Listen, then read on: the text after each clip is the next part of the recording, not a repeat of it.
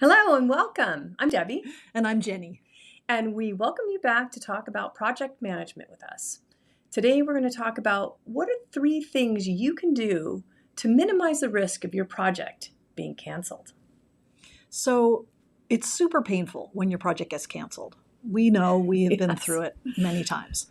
So we want to talk today about what is in your control, what's out of your control, Yeah. and what you can do to improve the odds of your project getting through to completion and seeing the light of day. Let's talk about the things that are in your control. This is really project management 101 that we're going to hit in 30 seconds. Hold tight. Hold tight. But first, do you have a clear project charter? Do you know what your vision and your goals are, and is there buy-in for that in the organization, which we'll talk about again in a minute? Are you hitting your milestones? Are you hitting your schedule? Because if you're not, that's putting a bad light on your project, and if there's questions about it, it could be at risk. Are you functioning well as a team? Are you listening to them? Are you communicating well between each other? Are they communicating with you? Are you communicating with them? Yeah. Are your stakeholders clearly identified? Do you know who cares about your project, and are you keeping them up to date? Right. And finally, how are you doing with managing the risks and the scope and the budget? Mm-hmm. Are you managing those effectively? Yes. Project Management 101. Let's talk about the things that are beyond your control. Mm-hmm. These are the kinds of things that the more advanced project managers are really good at. And that's paying attention to things like a changing business environment, competition that could be putting a threat to your project. Maybe technical challenges are facing your project. I've been on multiple projects where we thought the development team would be done with something and they're not. And it put like implementing an accounts payable system at risk. Yeah. Are you having external partner issues if you're having to rely on people who are outside? I think of contracts with lawyers where you're waiting for them to finish reviewing the contract as an example of an external partner. These are things that could be beyond your control, but as a savvy project manager, you should be paying attention to. So we have these 3 questions for you to ask yourself and your project team to assess how at risk is your project. The first is your strategic alignment. Is your project lined up to the priorities of the organization? And if you don't know what the priorities of the organization are, well, then find out. Right. Ask. We've worked at plenty of small companies where they don't write down a priority list. But a lot of people, your senior leaders, know in their heads what's a priority. So talk to them, understand, pay attention.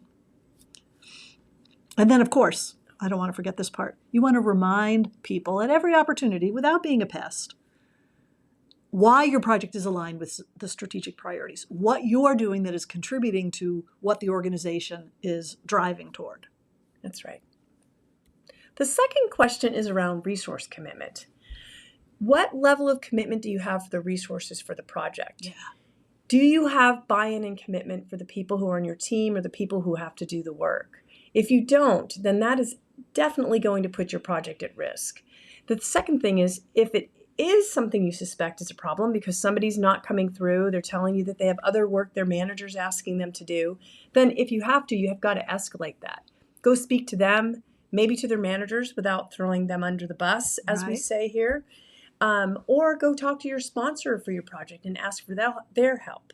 But pay attention to whether your resources are really committed to the project.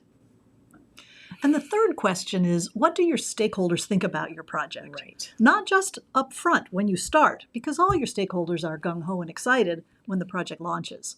But stay close to them. Pay attention over time to see how are they engaging with you? How much appetite do they have to help you solve issues or to communicate with you? If you notice problems, talk to them. Understand what their issues are. Talk with your project sponsor if you need to really dig in and see what's going on here.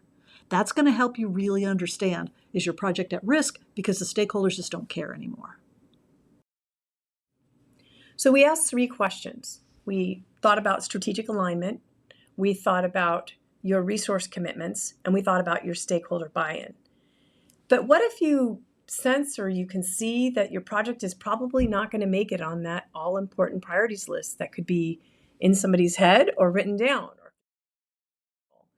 It's better to make a clean break and acknowledge that and show your bravery basically in saying, I'm not sure this project has the resources and is really going well. And is it really something we should be doing?